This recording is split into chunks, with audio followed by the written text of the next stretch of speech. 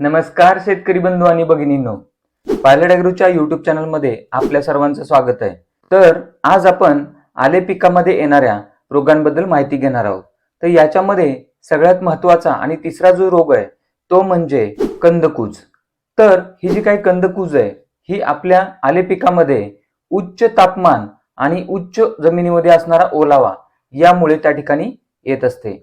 आणि पायथियम ॲफॅनिडर्मेटम या नावाची जी काही बुरशी आहे ही बुरशी या रोगाच्या प्रादुर्भावासाठी त्या ठिकाणी कारणीभूत ठरत असते. तर हा रोग जेव्हा आपल्या प्लॉटमध्ये येतो त्यावेळी काय होतं, तर आपल्या कंदाचे जे काही फुटवे आहेत त्या फुटव्यांचा कंदाशी जो असणारा जोडभाग आहे त्या ठिकाणी पासून या रोगाची सुरुवात होते. आणि याचं जे काही संक्रमण आहे म्हणजे याचा जो प्रादुर्भाव आहे हा एकाच वेळी वरच्या आणि खालच्या दिशेने म्हणजेच काय कोंबाच्या वरच्या दिशेने आणि कंदाच्या दिशेने खालच्या बाजूला त्या ठिकाणी हा वाढत असतो. त्याचबरोबर जो काही फुटव्यांचा कंदाशी असणारा जो काही जोड भाग आहे हा त्या ठिकाणी मऊ पडतो, त्याच्यामध्ये पाण्याचं प्रमाण खूप मोठ्या प्रमाणावर होतं आणि मग तो कुजतो. कुजल्यानंतर त्याचबरोबर काय होतं की मुळं सुद्धा कुजण्यास सुरुवात होते. तर ज्यावेळी या रोगाची लागण होते त्यावेळी सर्वप्रथम काय होतं की जुनी पानं असतात ही त्या ठिकाणी ते पिवळी पडण्यास सुरुवात होतात. त्याचबरोबर ही जी सुरुवात आहे ही पानांच्या टोकांपासून होते आणि मग हळूहळू संपूर्ण पान हे पिवळं पडण्यास सुरुवात होतं. त्याचबरोबर काय होतं की जुन्या पानांच्या ज्या काही शिरा आहेत या शिरा त्या ठिकाणी पिवळ्या पडतात आणि शिरांच्या मधील जो भाग असतो हा त्या ठिकाणी हिरवा राहतो. त्याचबरोबर जी काही पानं पिवळी पडण्याची जी काही प्रक्रिया आहे ही खालच्या बाजूने सुरुवात होते आणि हळूहळू काय होतं की पानं ही पिवळी पडतात, ती गळून जातात, त्याच्यानंतर हळूहळू ती सुकतात आणि मग हे बेड पूर्णपणे त्या ठिकाणी मरून जातं. तर हे झालं लक्षणांबद्दल. पण आपल्याला या रोगाला नियंत्रित करायचं असेल तर पूर्व काळजी काय घेणं महत्वाचं आहे. तर त्याच्यामध्ये सर्वप्रथम आपल्याला काय करायचंय, तर जे काय आपण बियाणं लागवडीसाठी निवडणार आहोत हे रोगविरहित असणं अत्यंत महत्वाचं आहे. त्याच्यानंतर ज्या जमिनीमध्ये आपण लागवड करणार आहोत ती जमीन निचऱ्याची असणं अत्यंत महत्वाचं आहे. त्याच्यानंतर जे बियाणं आपण लागवडीसाठी वापरणार आहोत त्या बियाण्याला आपल्याला त्या ठिकाणी बीज प्रक्रिया करायची आहे. त्याच्यानंतर आपण जे आपला प्लॉट आहे हा तणविरहित ठेवायचा आहे. म्हणजेच काय, तर योग्य वेळी त्या ठिकाणी आपल्याला तणांचं नियंत्रण करायचं आहे. त्याच्यानंतर आपल्याला त्या ठिकाणी माती परीक्षण करून आपल्या प्लॉटचं एकात्मिक खत व्यवस्थापन करायचं आहे.